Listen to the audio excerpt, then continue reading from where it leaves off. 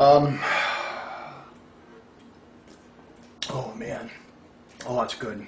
Tell you, nothing like beer and White Castle after this experience. The fear of everything that happened, as bizarre and just unreal, just gone. Oh, I feel so comfortable, so safe. I want everyone to have that feeling. Everybody to have that feeling. I want to talk about how to draw Thor closer to you. Some of the old imagery of Thor. Thor's tree is the oak, without question. Thor is seen oftentimes in a shamanic way as a mighty oak tree with a gigantic eagle on top of it, with a thunderstorm in the sky, and a bear at the bottom of the oak tree sharpening his claws, also carving in runes, and a bull sharpening his horns, carving in runes at the bottom of the oak tree. And this symbolizes the fact that Thor watches over the earth. He is the eagle in the sky. He is the bear that can travel deep into the earth. And he is the bull that can take care of all the other women and children. Cattle was very important to the Norse people because that was their livelihood. In fact, Fihu and Yorus are cattle signs and said to sound like cattle. And they are the first and second runes in the rune cycle, so that tells you how important they were. And old Norse people, it was their clans were cattle clans. So the bull, the mighty bull, watched over the calves and the cows and taught the other bulls how to fight and how to propagate their species. So in that way, and one of the even older versions of Thor is lightning striking an oak branch and fire erupting. These are the primordial symbols of Thor. This is the strength, the shamanic triggers of the deep subconscious that is Thor. Thor as the giant Viking, giant Norseman, that's a great physical representation of him, but he's so much more. He's so much bigger. Wow. He just does something to my heart that you'd have to experience. And I've seen him in so many different ways. He's been so close to me for so long. I'm sharing a lot with you, but I feel like it's time to do that.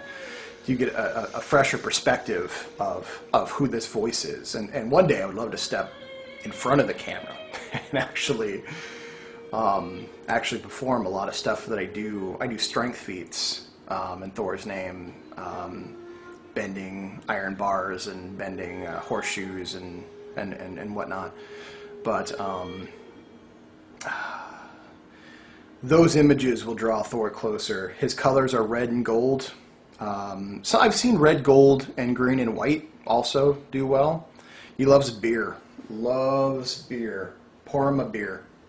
He will be greatly appreciative. His wife, Sif, who is another beautiful Norwegian earth goddess, her hair is the golden grain and corn. So wines, especially ales and beer, there's a different mystery with that too. So forget the wine part right now.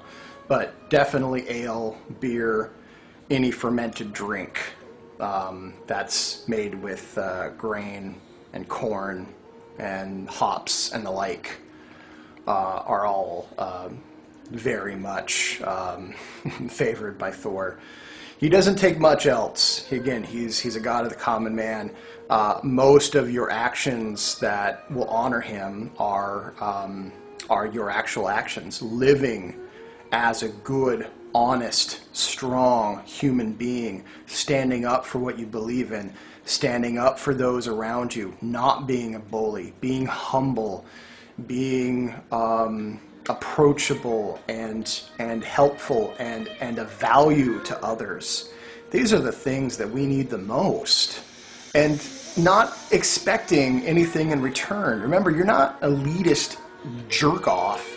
You're an honest human being who does things because it's right. And there's so much strength in that. And once you decide that you're no longer going to be afraid, there's so much courage that happens. It's almost as though you will find your greatest safety comes from being in danger. It's just the way it is. And, you know, asking for Thor's protection is powerful protection. I can't tell you how many times I've been in gnarly situations and I have just uttered Thor's name and suddenly things become manageable. There's so many, I'm just not even going to go into examples, but trust me, when I have to perform an exorcism or when I have to get rid of something in my astral dream space, Thor is the first name I scream, and usually only one.